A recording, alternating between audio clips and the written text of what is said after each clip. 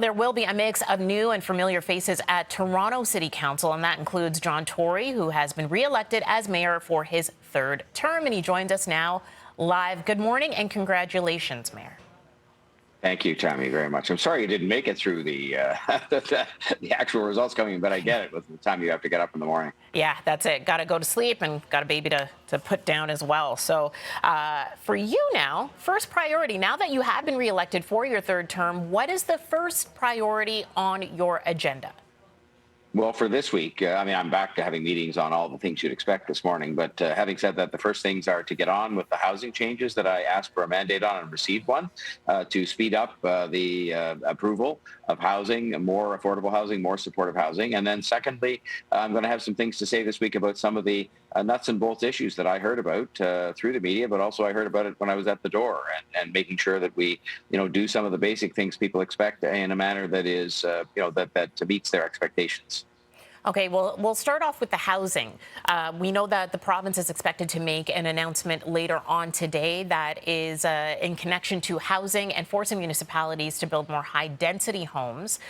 So that's something that is coming down the pipe. Of course, this is all linked to the strong mayor powers that both you and now the new mayor of Ottawa have.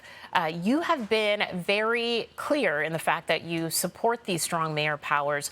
Do you believe that you will need to use this veto sometime soon if that is one of your priorities?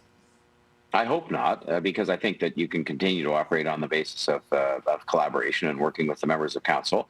But I will tell you, I think the urgency of the need for us to increase the supply of housing in a city that's growing at 70,000 people a year, the need for us to increase the supply of supportive and affordable housing is very acute.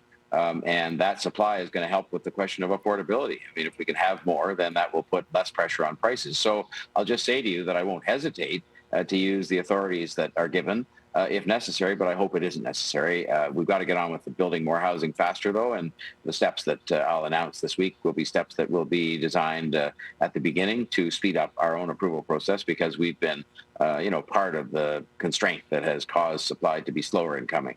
The steps that you're going to be announcing this week, is this something that you have previously announced or had included in your platform leading up to this? Oh, definitely. No, everything I'm going to do, Tammie, was explicitly set out in my platform in details, and I sought a mandate on those things and received one. So I'm going to move forward now, because that's what people expect. You ask for a mandate, you get one.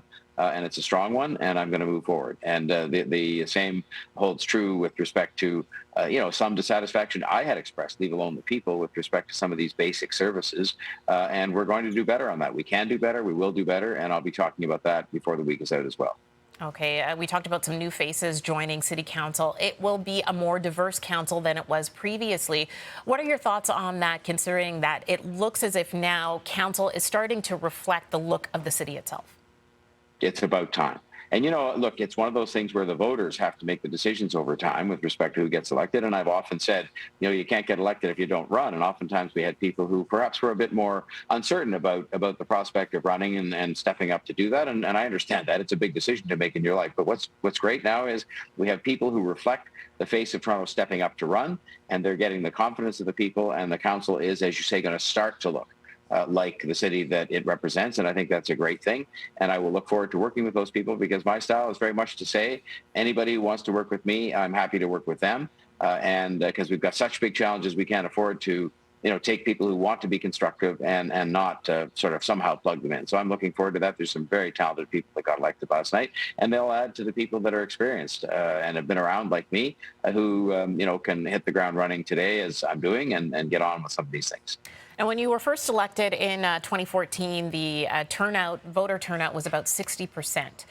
We're looking at possibly a 29% voter turnout over the last few years. This has dipped dramatically. What do you think is behind that? Something that has dipped during your leadership?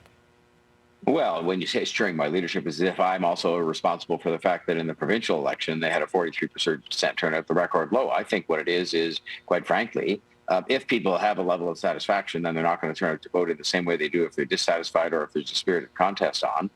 first. I think secondly, there is a bit of a malaise that overrides the political process. And, I've tried to really buck that in terms of how I conduct myself and how I ran even my own campaign. You didn't hear any negative words coming out of my mouth. You heard, words of responsibility and determination about things we had to do going forward. You had words of hope and optimism about the city, which I am. And I think that that's a large part of it as well. People are kind of turned off by all this negativism that I just hope doesn't pervade Toronto. I said that in my acceptance speech last night. I'm filled with hope and optimism about this city, and I want to go forward in that regard. But, the turnout is a decision that voters have made, that perhaps they're dissatisfied with politics generally, and that's why the provincial turnout was the lowest in history.